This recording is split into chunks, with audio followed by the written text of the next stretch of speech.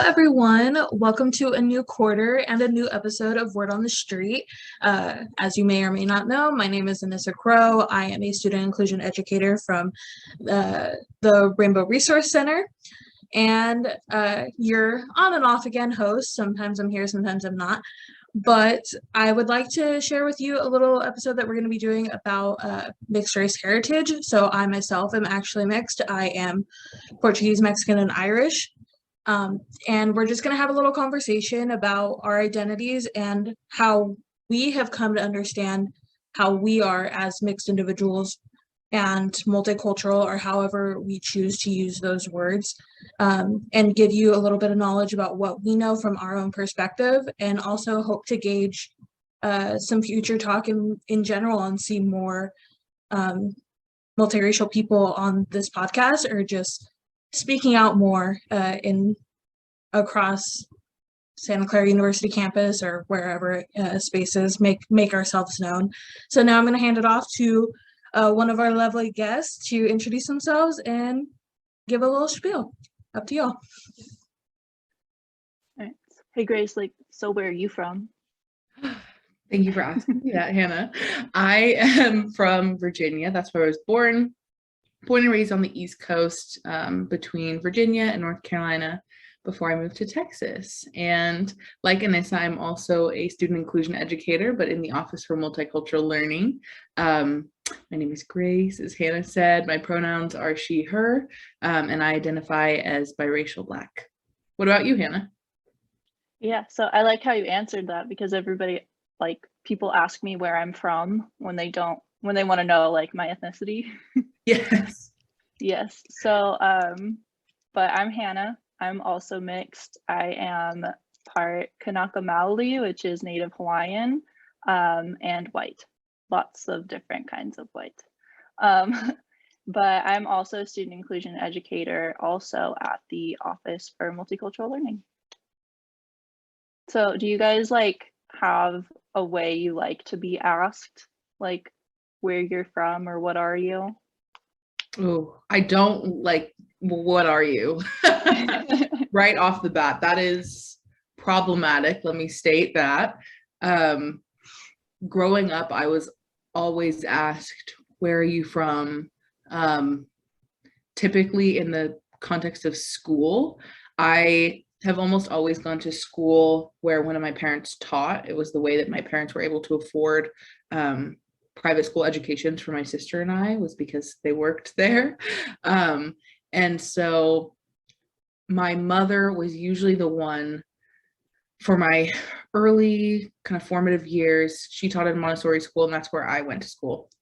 And so she would pick me up typically after school once she ended her day. And when she did, my peers would look at me and look at her. My mother's white and my dad is Black. And they would think that doesn't add up. They don't look alike. And as I've gotten older, in certain photos, some of my features resemble my mother's, but I definitely look more like my dad. And that's where I got that question over and over in school. Just, where are you from? You're not from your mom because y'all don't look alike. And it's actually I am. But yeah, people thought I was adopted. People ask my mom all the time, or would come up to her in grocery stores and just say oh, good of you to adopt, or what, just unsolicited opinions. And I'm I'm not adopted. Great if you are, but or people would give unsolicited opinions to my mother all the time about how to care for a Black child, how to do their hair, whatnot. And my mom's I'm learning. And again, she was appreciative to an extent, but these are strangers coming up to her, and strangers coming up to me asking me all these questions, my peers.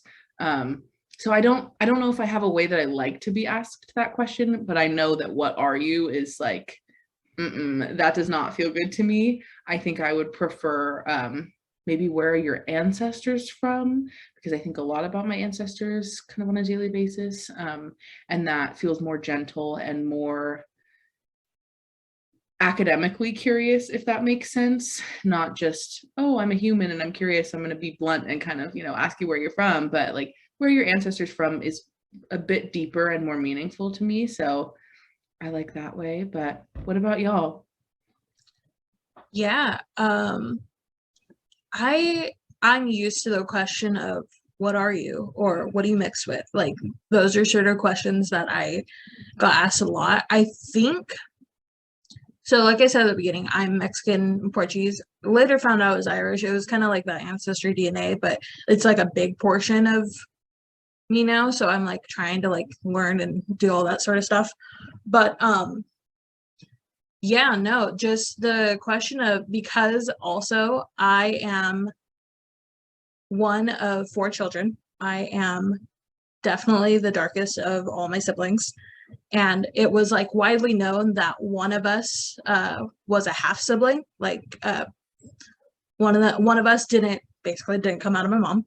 And it was naturally assumed that I was that one because I didn't look like my mom, or I at first glance I don't look like my mom. I think I actually have a lot more of my mom's characteristics, like in features, but people would naturally be like, "Oh, you look so much like Donnie, my dad, Mexican side." And but also in that it was a lot of mixture of, for some reason, people being uh like putting my parents up against each other and saying, Anna, my mom, is so beautiful, so gorgeous. How did Donnie land her? And just be like, basically, your dad's ugly, which is super messed up. But then in the same breath would be like, Anissa, you look just like your dad. I'd be like, okay, hold on. I don't know how I feel about that right now. I'm kind of offended. But yeah, so it was a lot of just asking, what are you? Or people playing a guessing game, especially when I went into university, because I went about 3 hours away from my hometown. And people like would sit, and sometimes it was fun, like it was like a group of friends, and sometimes it was just like, okay, I'm uncomfortable, I don't really know you, it feels kind of weird that you're having a guessing game. Like, I think she's Puerto Rican, I think she's Middle Eastern, like all these like random things would just like it become a guessing game. And sometimes, like I said, sometimes it was like not done to be harmful, and it was never done to be harmful. It was just like that microaggressive tendency to look at someone who is mixed or multiracial and be like, ooh, I wonder if you have a white mom or a white dad. I wonder who is like it was like sort of those characteristics. I don't know if I'm making complete sense, but yeah, so going back to the question, I think the question that I would actually like to hear a little bit more is, what's your background? Like, let me decide if I'm going to tell you I'm multiracial and stuff like that. But I don't know. Hannah, your thoughts? Yeah, no, I agree. I definitely had the like, where are you from? What are you kind of questions a lot. And I think like it never, I always thought it was funny because it was more telling of like somebody else's ignorance, I guess, the way that they would ask the question. But I don't know. I think generally just being straight up like, oh, like what's your ethnic like background, something like that is usually just like ask the question you're trying to ask, be straight up for it. But like I do like playing the guessing game. If I'm in a mood for it, I'll just be like, how about you guess? Like, what do you think I am? Especially with like being white, sometimes I'll be like, yes, but what kind of white? You can guess the top three or something like that, making it fun for myself. But like Grace, you mentioned earlier about my mom is also the white parent in the family. And like I remember clearly when I first became aware that like I had an ethnicity because it looked different from my mother's. Like right now I'm very pale for how I usually look just because we're coming out of winter. I haven't seen the sun. But like I always say like my winter pale is my mother's summer tan.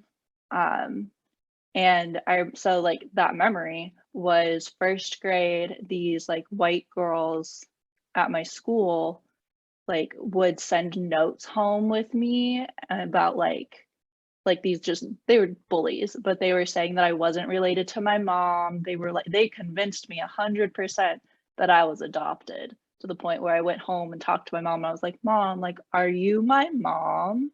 Like, and had to have that conversation. She was like, 100%, I am your mother. You came out of me.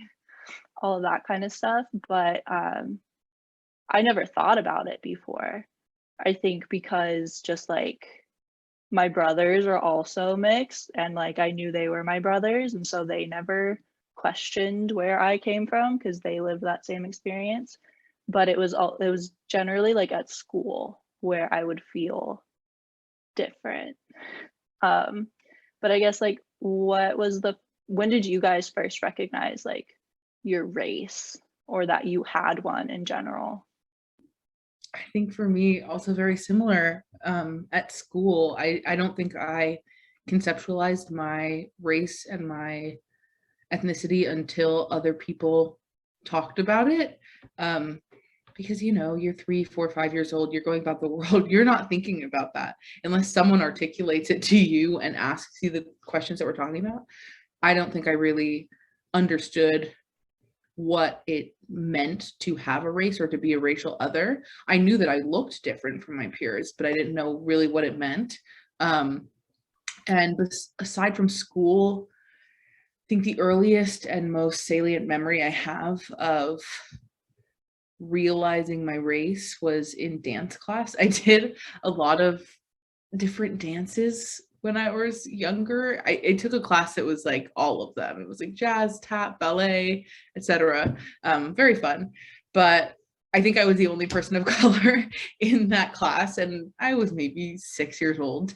And it was one of those dance studios that there's a door, you walk in, one wall is a big mirror wall, and then on the other side there's a little window, and you can see parents and guardians and whoever else waiting for their kids, and they'll like kind of stick their head in the window and like maybe wave. And I vividly remember being towards the end of dance classes, and people would start to see typically their mothers in the window, and they would all be like, oh, there's my mom, where's your mom? And I remember one time this girl telling me like, oh, Grace, your mom's not here yet. And I was like, she's right there. And this girl looked me in my eyes and said, that's not your mom. And I was like, what do you mean that's not my mom? That is 100% my mom. And she like kept it going. And we walked out together, and I gave my mom a hug, and I looked at her face, and her face was just like, she was so confused. Bless her heart. I mean, she was also like 6 years old. But that is like I said, one of the most salient memories I have of realizing my race, because I felt different because I looked very different than everyone else in my dance class. But it wasn't until someone told me, oh, like that white lady's not your mom, that I was like, oh shoot, I really am different from you. And we at this young age are able to categorize those differences is very interesting to me. Yeah, kind of similar, but also I feel like for me, it was very prominent that I was told from a very young age, hey, you're different, you look different. So there's a lot of like colorism that runs very, very deep within my family. And so I would hear like these microaggressive like wording or just these things said. Like for some reason, my Portuguese side of the family really did not want to acknowledge that I was Mexican. Like they were just like, we're gonna like put that off to another side. So I remember my great grandma one day, we were talking about me being tan. That was also another thing. It was always a conversation of what my skin looked like at the time, whether I was, like Hannah said earlier, my winter pale or my summer tan, like those sort of differences. But I remember my great grandma looking at me and being like, oh, sweetie, you're not Mexican, you're island tan, because my family's from Terceira, the Azores off the coast of Portugal.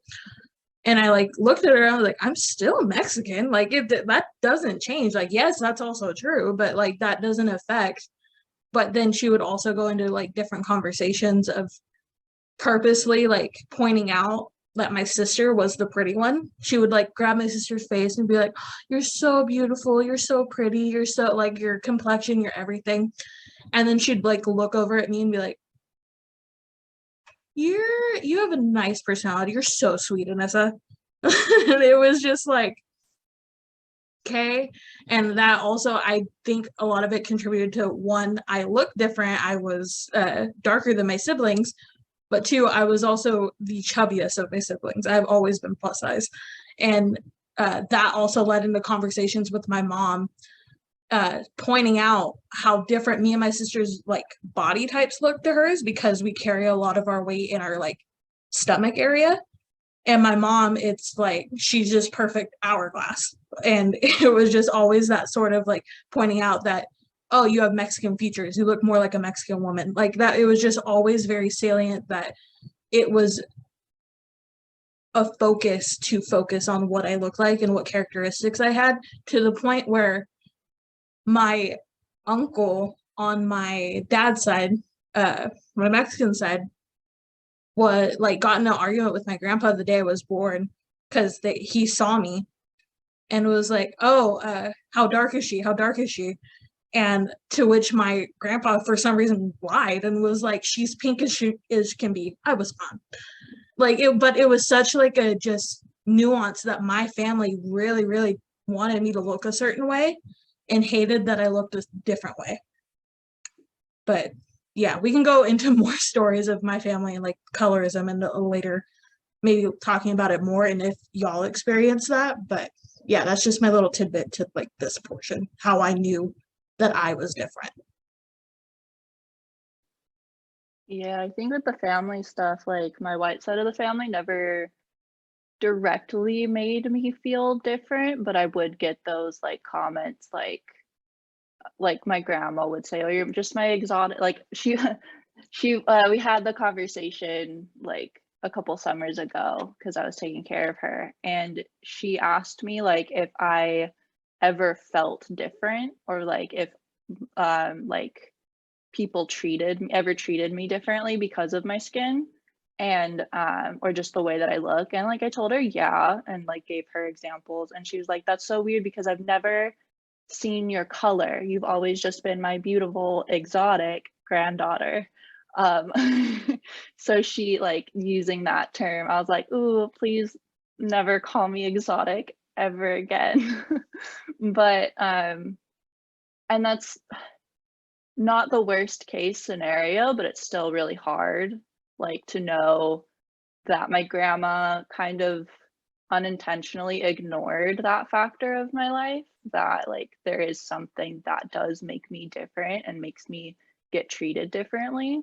Like, if I was out with my mom and, like, I had a friend who was small, white, and blonde like my mom, and people would always assume that I was just a friend and would treat me as such.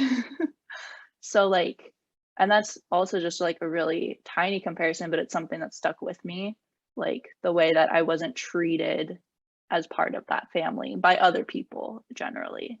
Or like going out to dinner. And like I didn't get to grow up with my family from Hawaii because like they live far away, it's expensive. My dad wasn't as close to his siblings. So I grew up primarily around my white family. And so like the only people that I felt really connected to or like similar to were my brothers, because we had a similar experience. We looked the same. But even that, we experienced life differently. But I think another question I wanted to ask you guys, because turns out we all have white mothers. What do you guys think that played a significant role in like how you were brought up, having a white mother versus having like a not white mother or a white father in the mix?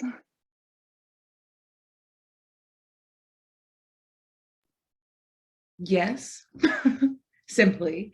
But it's more complicated than that. I think that having a white mother definitely shaped part of who I am, especially because a lot of the things, as I identify as a cisgender heterosexual female, a lot of my cis hetero things and a lot of the cis hetero things in society are come from the mom. Like you learn about those aspects of your identity, femininity, and all those things from the mother traditionally. And so because I was learning about what it means to be feminine, what it means to be a woman from my white mom, I think that there are maybe some things I would have missed if, say, I had a Black mom instead, because my mom was the one teaching me about beauty and doing my hair and letting me borrow her makeup, and we're not the same color, not even close. So like I could really only borrow her lipstick, and even then like the shades they weren't cute. So I think there are some things that maybe some nuance that I might have missed out on. And I've thought about it before, what it would be like if I had a Black mom and a white dad, because I have seen that pairing, I think, more as I've gotten older.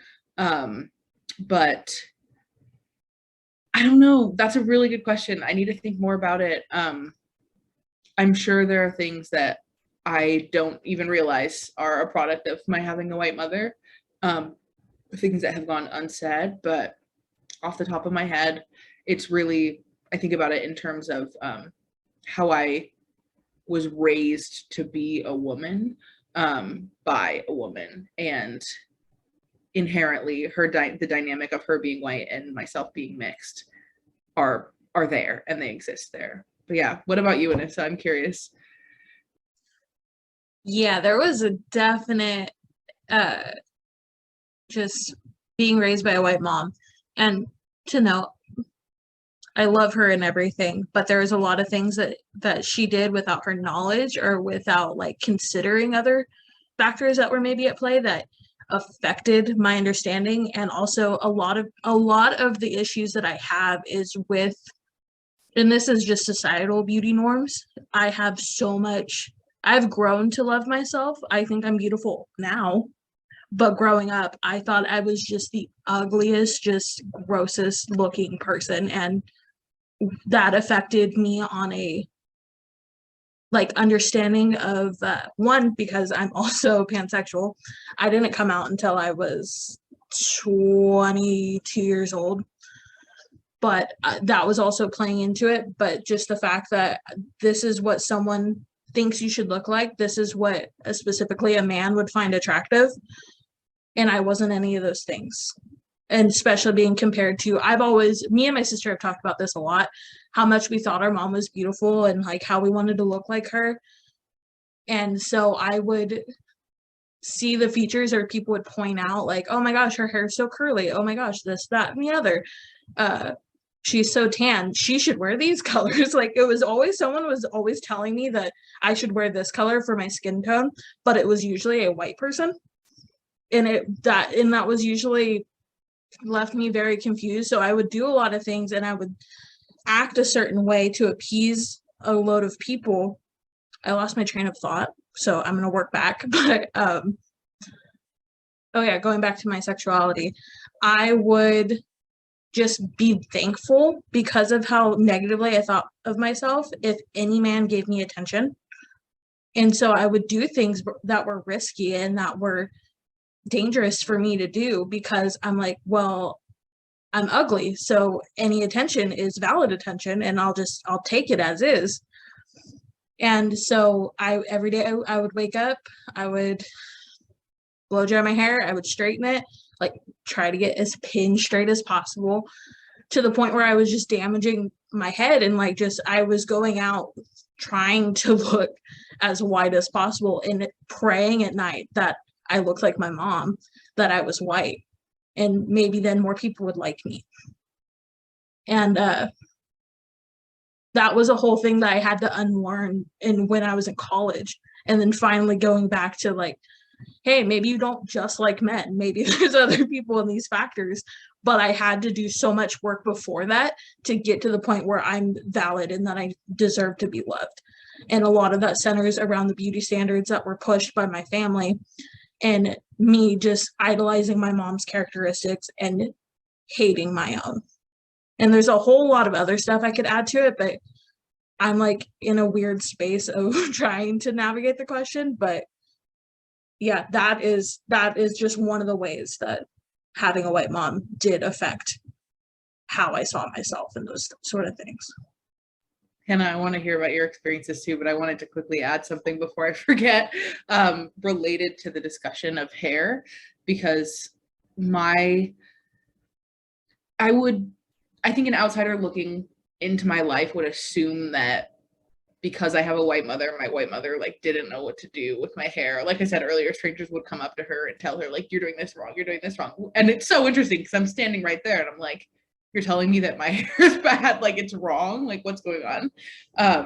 But my mom was actually the one who did so much research into how to care for my hair and my sister's hair. My sister and I, I'll see if I can find a picture later. We look so much alike. We have like differences in our faces, but in terms of coloring and hair, like we're pretty similar. The pictures of us as a kid, like you look at us and you're like, yeah, they're sisters. But my mom did so much research into how to care for our hair, and I'm so appreciative of that, because I know that that's a luxury that not everybody has. And I remember her, like my grandma and my aunties would come visit and my mom would ask them how they do their hair, and like truly just crowdsourcing for how to do our hair. And it's funny because I and my sister were the ones who, I think it goes back to what you're talking about of when we realized that we were different racially and ethnically. My sister and I were the ones who said, no, we want to straighten our hair. And this is why I wanted to add this, because it was related and this is what you were talking about. Like my sister and I, from a young age, knew that straight hair was the beauty standard in America, at least, right? And I first like got a blowout or relaxer at the salon when I was probably 6. Like I was very young and I pushed for it. I told my mom, like, I really want to have straight hair. I really want this type of hair. And I, grew up having American Girl dolls, and most of the people in my community in North Carolina as a kid were white. Like none of them were people of color. I had one black neighbor in like the next neighborhood. And she would do my hair. But it was my sister and I that were pushing back against my mom. And my mom has always been someone who had a deep appreciation for our differences and curls. And I'm so grateful for that. Even to this day, my sister, who maybe I'll send this episode to her, she is amazing. And she did like a big chop of her hair early on in high school. She cut off all the relaxed ends and it looked amazing. She had the cutest little afro. I was obsessed with it. She let it grow out. And then later in high school, she started relaxing it again. And I remember telling her, like, Kim, we know how damaging relaxers are to our hair. Like, you're going to have to cut it off at some point because it's going to be so unhealthy and dead. And she said, yes, I know, but it's easier. It's easier. And that was my excuse too in high school. Like, oh, it's easier. My curls are looser. It's easier to do. And that's true to an extent. But most recently, over spring break, both my sister and I were in need of haircuts. So we found a salon in Austin, Texas called, I think, Curly Hair Austin. They're amazing. Shout out to them. This is not sponsored. But we went to them and I did a traditional cut. I needed a cut. I cut like 4 inches off. But my sister, because her hair was so damaged, was like, I want to cut all of my hair off. And I want the shortest of short hair, like just little baby curls. And I was fully in support of it. I'm like, yes, it's going to look so good. Like, I love this for you. And she's recently realized some stuff about her identities that I think this type of hairstyle, I think for her, it's represents an alignment with some of her identities that she's growing into. And I'm really excited about that. But my mom was like panicked. And I don't know if my mom would love me sharing this, but she, even yesterday we were having a conversation, she's saying, I think I was worried about Cam cutting all of her hair off because hair is such a big part of the mixed identity, specifically my sister and I's, because stylists have always told us, like, you have the best and the worst of both worlds. Like my dad's 4C kinky curly hair texture, and my mom has very, very thick wavy hair, very thick. And so my sister and I's hair is very curly and very thick and very hard to manage. And so my mom has put so much effort in over the years into managing our hair that when my sister cut her hair off, I think my mom was like, oh my gosh, like this is a huge change. And I was trying to get at why it might feel weird for my mom, like where that might be coming from. And I think it is because she's appreciated our hair for so long. And now she loves it. She celebrates my sister. But I just think that dynamic is interesting because I have other friends who have white mothers and Black dads, and their moms completely checked out when it came to their hair and their femininity and how they portrayed themselves and what their gender expression was. And they just kind of like backed off, hands off when it came to that. And so I find it very interesting. I feel very privileged to have had a white mother who advocated for me and tried to seek natural hair salons and Black hair salons for my sister and I, because I think that's pretty unique in at least within the conversations I've had with my friends. But yeah, I just wanted to share a bit about that because hair is so interesting. And I think it's a really big part of being mixed. And that's kind of like one of the biggest markers of difference is people see your hair and they're like, you're different. That's different. Like it's a huge, if I'm standing next to my mom, my hair is one of the first things that people are going to see other than my skin color. So yeah, but like I said, Hannah, I really want to hear about your experiences. Yeah, no, I'm really glad you shared that because I'll get to my experience. But I have two little cousins who are also mixed, and their mother's white, and then their dad is Black. He's from Trinidad, I believe. That's where my parents are from, for my dad. Oh, cool. But yeah, so I've always really admired how their parents made it a point to like go to classes, like to beauty school classes, and to take the girls, not only so they could learn how to like do their hair and how to take care of it, but also so the girls could grow up and learn how to do it too. And I always saw that just, and it's not something that they say is like, oh, like they don't give themselves a pat on the back. My like aunt, she doesn't brag about, oh, this is how I take care of my mixed children. It's just a part of their normal routine. It's just something that they do. And I've always really liked that. In my experience, I try to think, because like outside of just growing up, like there was so many things going on and it was really chaotic. So like thinking about specific, like how my mom took care of me, a lot of it kind of blends in with, we were always just kind of in survival mode, just like getting through the days. But I don't think she ever made me feel different from her in a bad way. Because I think I grew up like with a pretty relative, like strong self-esteem in that sense, but also because of my siblings. Like I have 3 older brothers and I am their child. So they definitely like took care of me in that sense. And I think with my mom, she did the best she could because my father wasn't very helpful in like instilling our culture and things like that, except for saying stuff like, oh, like to me, saying stuff like, your hair is so thin, like your aunties all had the like thick, long, dark hair. And so I think because of that, my beauty standards, like I wanted to look like that. I wanted to look like my aunties.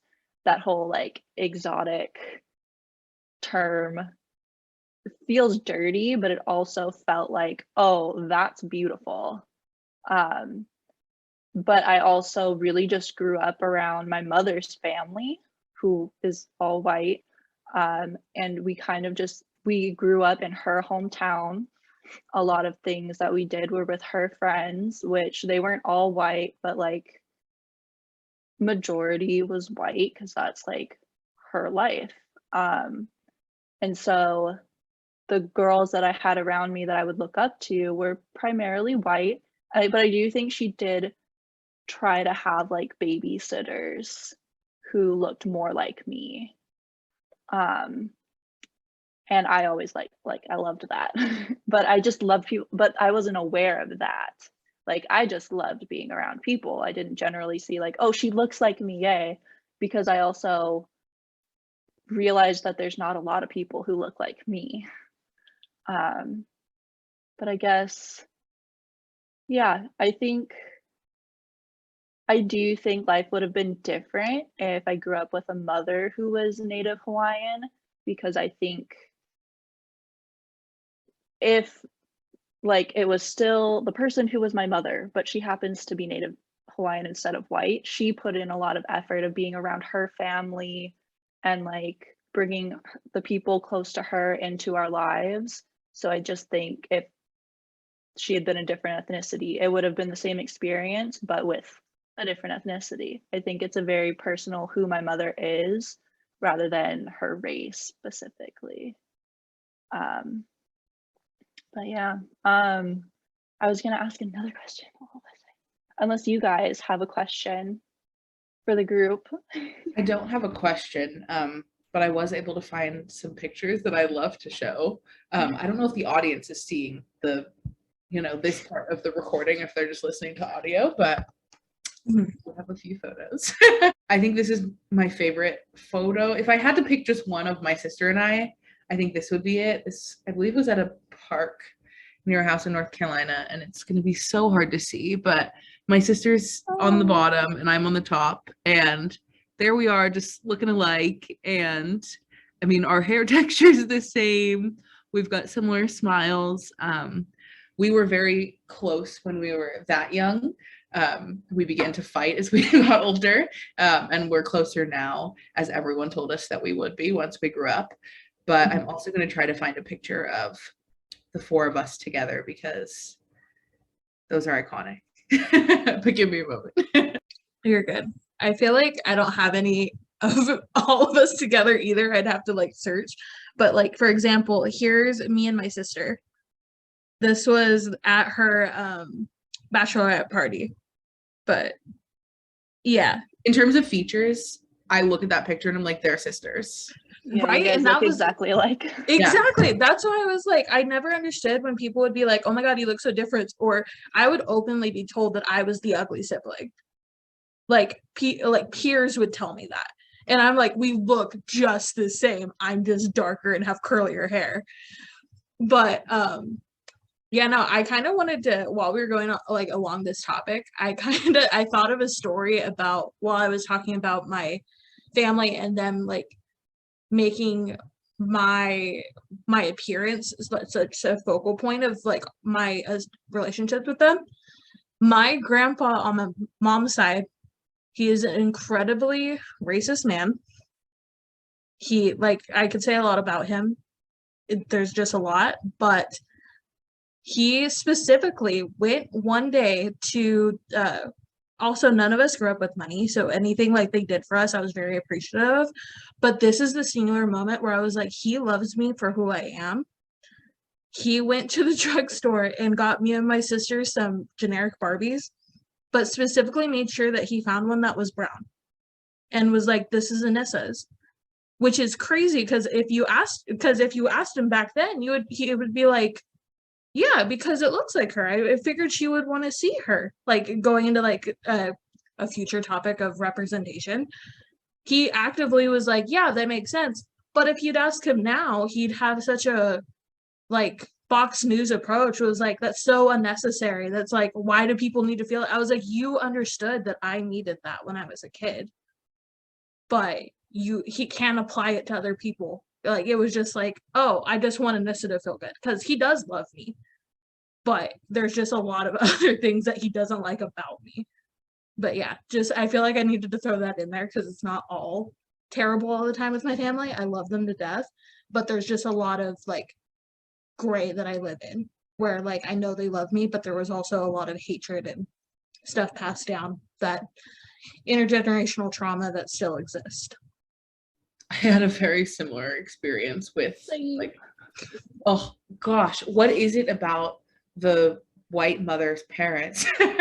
And like, I love them. I have a very good relationship with my mom's dad, her grandfather, my grandfather, sorry, her father. We play the Wordle every day in a little group text with his wife and my soon-to-be wife. They just got engaged in their 70s. So cute. And my mom, and we send each other the Wordle every day. Like, love him. And he's grown a lot in terms of his social ideologies over the years. My grandma, however, not so much. She's definitely not going to listen to this, so I feel comfortable talking about her, but she's what my family likes to call racist adjacent. She is not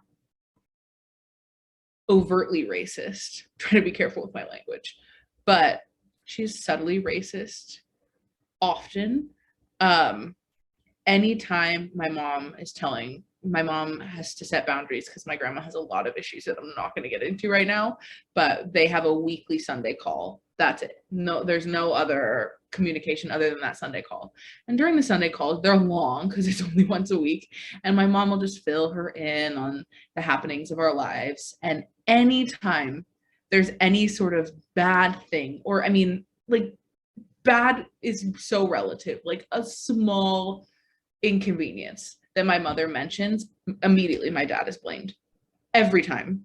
And I grew up knowing that my grandma didn't love my dad and knowing that she harbored all kinds of racist beliefs. And that was very hard for me, similar to what you were describing in this, is like, I know she loves me, but I don't think she loves what I look like. She loves me as a human, but what I look like is part of who I am, a big part of who I am. So grappling with that juxtaposition was always very difficult for me.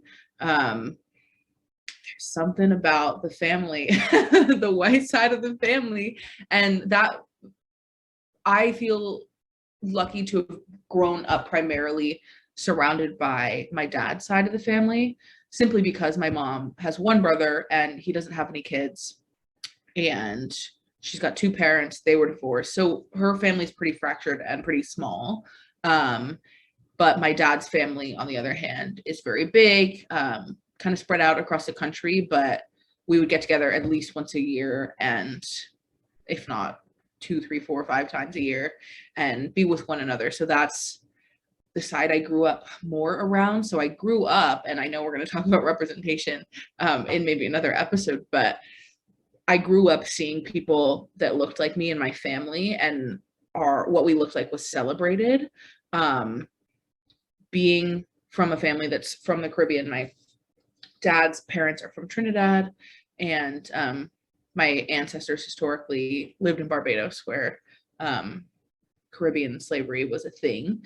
But 23andMe is so cool that we can find out all of this. Like, my dad, over COVID, this is a bit of a tangent, he did 23andMe because he was curious about where our ancestors were from, and was able to trace our lineage in the Caribbean back to a single person whose name was Kitty in the slave records. And she was stolen from Nigeria in 1806 or something like that and brought to Barbados. So my family for a good 200 years has been in the Caribbean.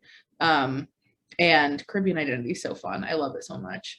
And a lot of my family members have same kind of curls that I do, the same kind of curves that I do. And so I was very lucky to grow up having those things celebrated.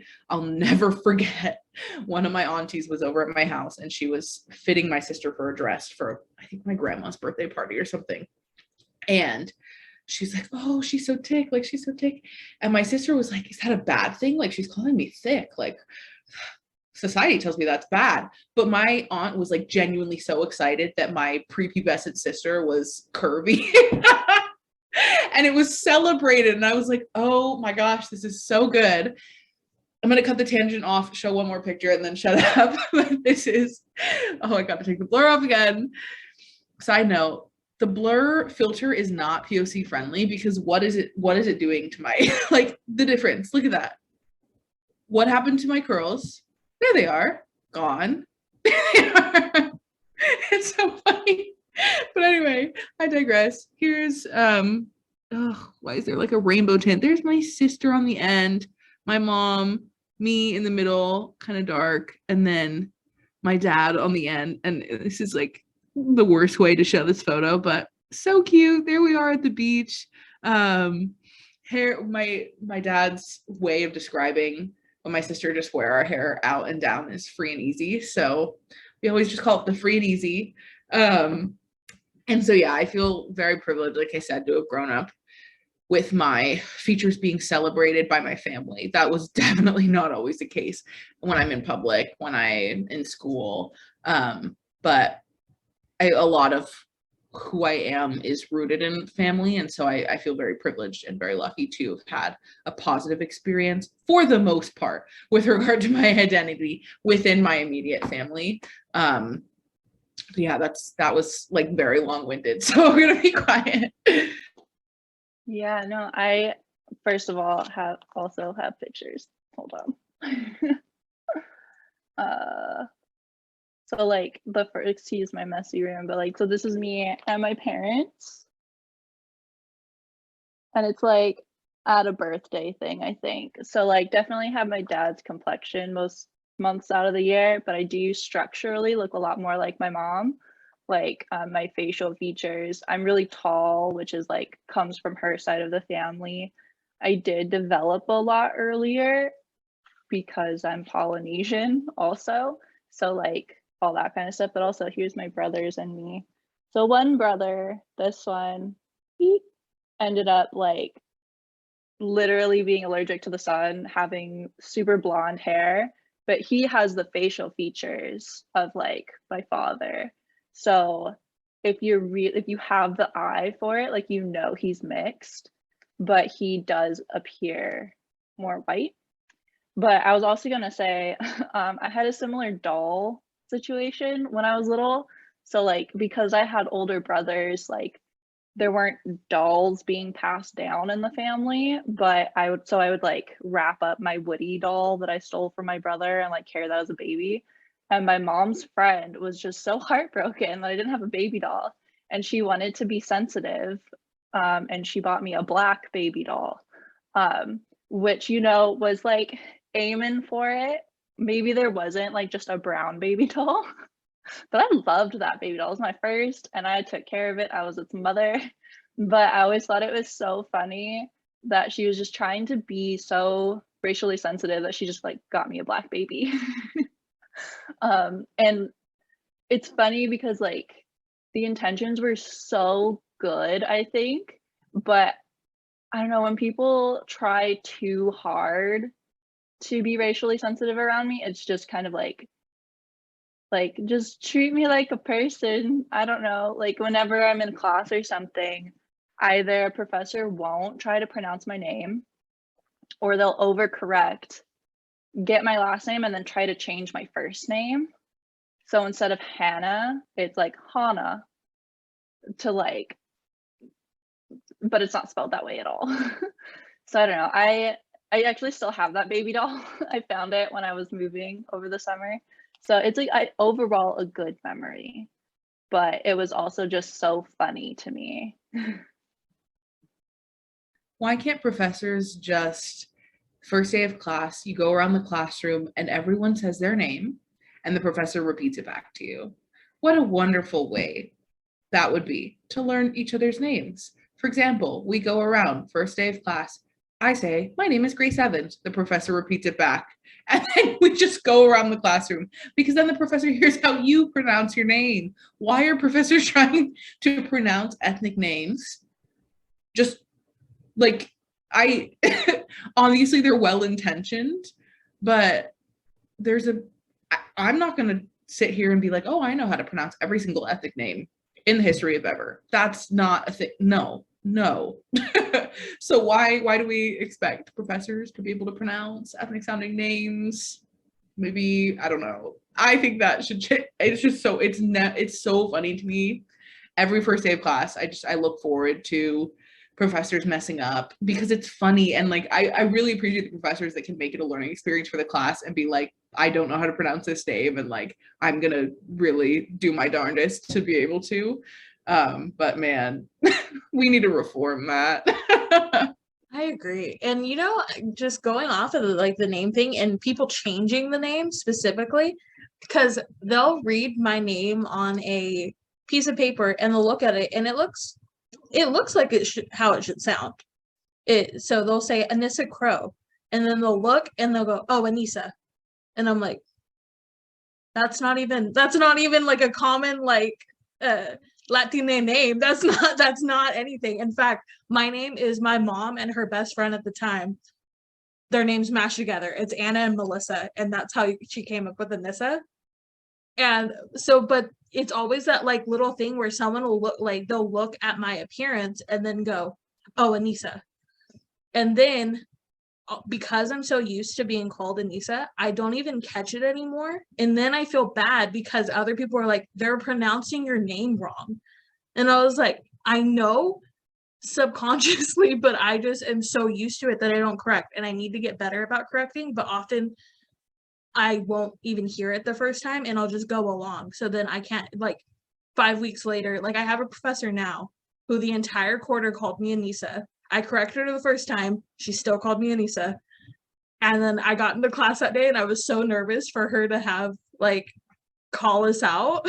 And I go, all right, so she's like, all right, everybody in a row. So luckily she did that thing where you popcorn and everyone says their name for themselves. And I go, I'm Anissa. And then I looked at her face and her eyes got so wide. And she was like, why didn't you tell me? Why did I was like, it's too late now. But now she makes it like an extra effort to constantly say Anissa, which is great, but also just that sort of, okay, here we are. But yeah, also, while we're talking about names and stuff, I wanted to show a picture of me and my mom when I was little. I think I was about a year old here. But yeah, that's my Hey, can we talk mama. about your mom's hair? Because, oh my gosh. I know. My mom is see, that's the thing. My mom didn't have straight hair. She had wavy hair, but mine was curly. Same with And my so it's just like that difference. They just noticed that my curls were just a little tiny bit tighter. I wish I had more pictures of my hair when I was little, because my mom loved my hair. Speaking of, but it was other people from our family or other people I interacted with who told me that it was ugly. My mom cried the day in third grade. I cut off all of my hair because I was obsessed with Tinkerbell and stuff. And so she dropped me off at the salon by myself. I was in third grade. And I point to a picture and I go, I want a pixie cut. My mom came to pick me up an hour later, sobbing and trying to pick up my curly hair. And I was just like, Mom, I'm gonna donate it. I'm gonna donate it. And she was just sitting there crying. She's like, your curls. But she she loved it. She never made me feel a type of way about it. But then after I did that, she constantly was like, your hair's we got to go to an event. Like if we had to go to a wedding or something, she's like, okay, go turn on the straightener. It was just that automatic, okay, here we go. So initially it was love, and then I cut it all off, and then she was mad at me. So then she kind of forfeited towards the other way. But yeah. Literally my mom and my sister right now. So funny. Yeah. I'll jump in and say something. I think, there's definitely been good and bad experiences on both sides. I think because I grew up around my mom's side of the family a lot, the little things just kind of went over my head for a long time. But in general, I'd say the vibe was similar to what my grandma said. They didn't see me for my color, which is good. It has its good and its bad. They never treated me differently for the way that I looked, but I don't think they always understood my experience growing up and how my appearance affected that. But in general, they were all really nice. That's how I would describe my mom's side of the family, is nice and not confrontational.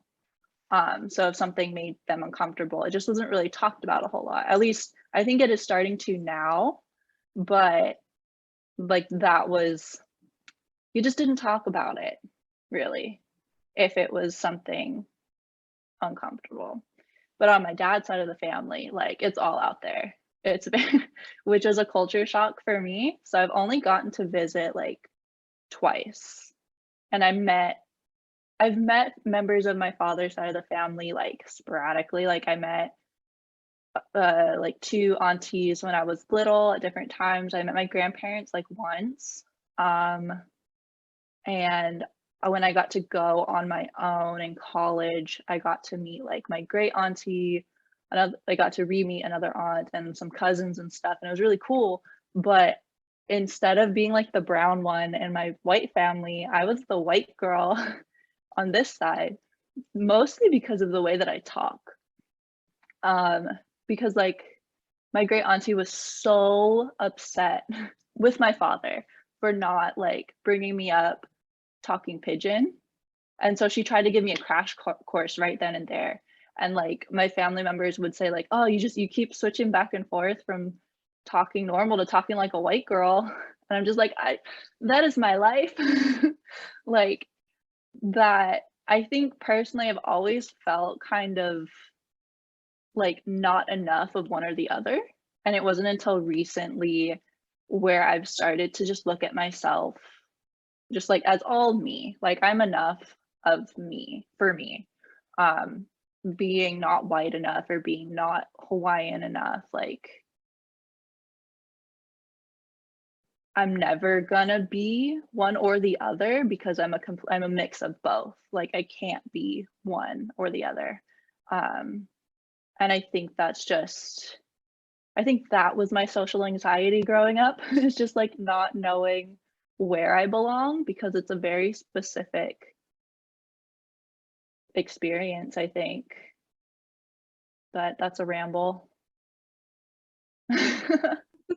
No, but I think it's a good thing to like, because we're like nearing a close a little bit. Like we got a little bit of time, but just like that feeling of not being enough because you're never gonna be, like you said, you're never gonna be one or the other. You're gonna be a mix of what you are.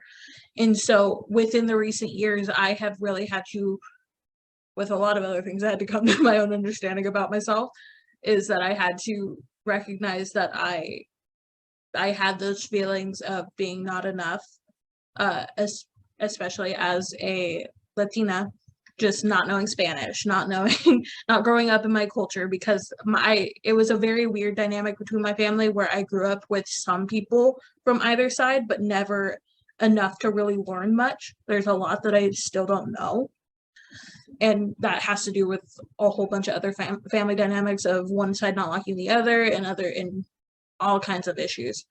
But it was just me trying to figure out who I was, and then it looking different for my siblings because they didn't look exactly like me, which from the picture we saw, me and my sister look alike. We're just different colors. But she never had to have that. I remember a couple years ago her telling me, you can't say you're a woman of color. And I was like, hold on, look at me real fast and tell me I can't say that. And it was more her pressuring that she didn't feel she could say that because of how she looked. And so it would make her comfortable that I would say, she still won't say that she's a woman of color, but she is also growing from that understanding that, especially taking classes at Fresno State, which is where she is right now. I'm so proud of her. She's amazing. But taking like Chicanx classes and learning about more of like her Chicana like identity and like, oh, this is where the mix part comes in. Like those things that made us feel like we couldn't say who we were or we weren't enough of any one thing. That is just who I am. And I think that's beautiful. And I think Hannah put it way better than I did. But I just wanted to share that sentiment in case anybody's listening, that you're enough of you. It doesn't matter anything else. You are loved, you are validated, and you are enough. Beautiful. That made me think of a question that I wanted to ask, because I think a lot of the time, at least in my experience, trying to become like Hawaiian enough or something, do you think that sometimes we neglect like claiming our white side? Because I was in a conversation with Burnell, shout out Burnell, about like, I don't even remember what the topic was, but he made a good point of always saying we when talking about like white people in general and like historical the effects of like history. Sorry, trying to get my words together. Because I could say like, oh yeah, my white family don't realize that they do this and this and this, but I should also include myself in that conversation because I've also had the privileges of coming from a white family on one side, or I've like, because of colorism, because of so many different aspects, like I'm still, part of me at least is still part of the white community. And so how do you guys feel about that? It's something I've thought a lot about, especially as I've gotten older and become more of a critical thinker. And it's something that, to be honest, has caused tension in my family. And I have very good relationships with each of my parents, but there's still a bit of tension. And throughout the years, every once in a while, my mom will ask, like, or tell me, I feel like you're not embracing your whiteness and your white identity. And I'll tell you all what my response to her always is. And it's one, it's hard for me to embrace whiteness because I haven't been treated kindly by whiteness as a woman of color in America. And secondly, race is a social construct, as we know, and it's not biological, it's sociological. And so because I don't think there's anybody in this world who would look at me and not see me as a woman of color. There are people who would look at me, especially other mixed people who are attuned to finer details, would look at me and say, oh, she's mixed. Maybe she's got one white parent, one black parent.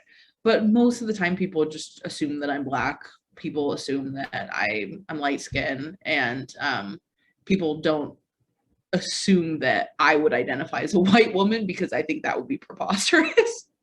And so it's caused tension in my family because I think my mom would prefer, she wants me to identify in the way that I want to identify, which is biracial black.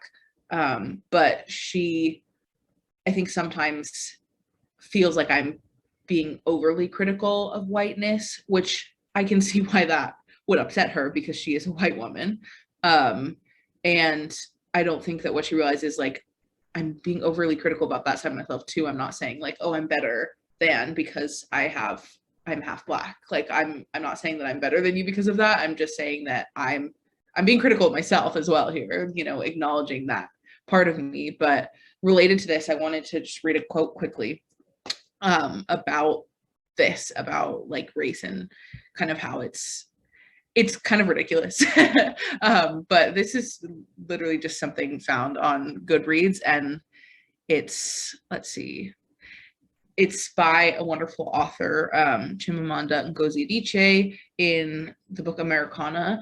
And I'm just going to read a tiny bit of it, but I think the chapter title maybe was, Is Obama Anything But Black? And then underneath there is, so lots of folk, mostly non-black, say Obama's not black, he's biracial, multiracial, black and white, anything but just black, because his mother was white. But race is not biology, race is sociology. Race is not genotype, race is phenotype. Race matters because of racism, and racism is absurd because it's about how you look, not about the blood that you have. It's about the shade of your skin and the shape of your nose and the kink of your hair. Booker T. Washington and Frederick Douglass had white fathers. Imagine them saying they were not black. I love that last part because truly, imagine if Booker T. or Frederick Douglass were like, I'm white. The world would freak out because that's not how we view those. That's not how the world views. And I'm talking specifically from my own experience, because I know that other aspects and other biracial people have different experiences, but I'm talking here specifically about the biracial black experience. No one in the world is going to look at someone who's biracial black and say, oh yeah, you're white. Like, that's because blackness is so pervasive, and the myth of racial differences being genetic is so pervasive in America. You're not going to have anyone making such an assumption about me or about anyone that looks like me. So that's shaped a lot of what I've been willing to embrace. And I think a lot of it's related to the context, the sociopolitical context in America. Perhaps if I was in a different country, that maybe a country where whiteness wasn't as harmful. But I want to be careful with that because whiteness has been harmful around the globe. So it might be difficult to find a country where whiteness hasn't been harmful or as harmful as it has been in America. But perhaps in a country like that, I may be more willing to embrace my whiteness. It's not something I'm ashamed of at all. And I've 100,000% benefited from colorism and my lighter skin tone than many of my family members, but it's difficult for me to embrace whiteness given how much I critique what whiteness means as a social construct. I don't critique white people. I critique whiteness as a social construct and everything that it has created. Again, another long-winded rant, but I really appreciate that question, Hannah, because it's very complex and it's important to talk about.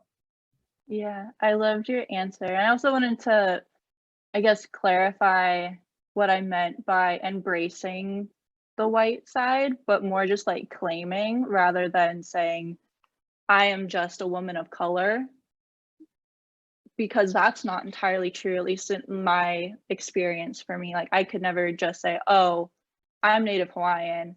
Like, I also, like, that's not even where I was going with that. But like in the conversations I would have with my family, sometimes like if I was defending something in regards to being Native Hawaiian, a retort that I would get is like, oh, you're white too. And I'd have to be like, I know that.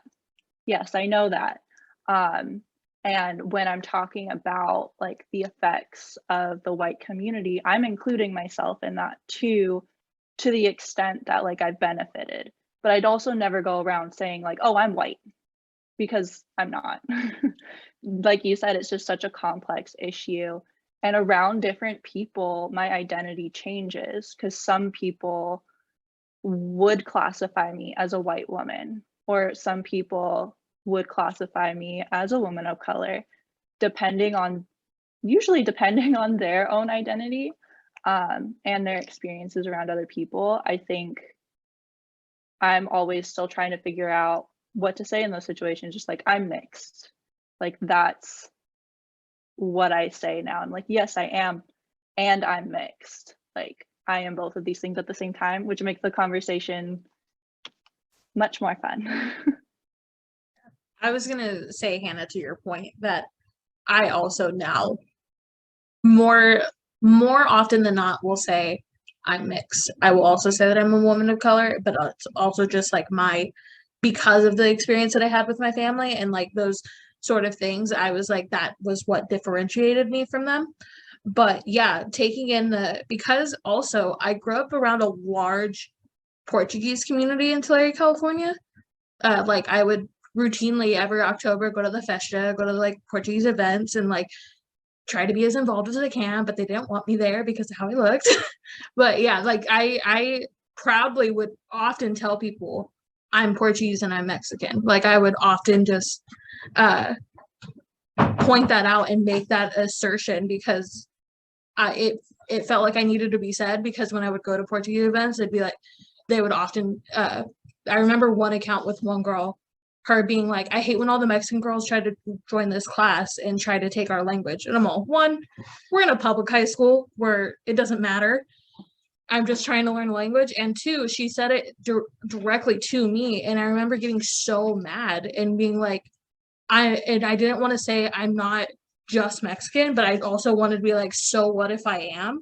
Like it got me in a very like aggressive sort of mood, which is a tangent, I'm sorry. But also just like that sort of like taking in both of those parts of me in like my family, and like I do try to just be like, I'm multiracial or I'm mixed, because that's just the easiest way to explain. And then if they ask, what are you mixed with? Then I go in and elaborate in that sort of way. Well, I hate to cut us off, but we are closing in on time. And I just want to thank both of the guests here, Hannah and Grace. Thank you so much for sharing your story, for being a part of this. I also want to note this will not be the last time that we talk about this topic. In fact, we'll delve even deeper in another episode. So be on the lookout for that. And also maybe be on the lookout for maybe a forum so you can be involved or share your story or even just be on the podcast. Come join us. We want more voices. This has been another episode of Word on the Street. Thank you all for joining and thank you for listening. We'll see you next time. Bye.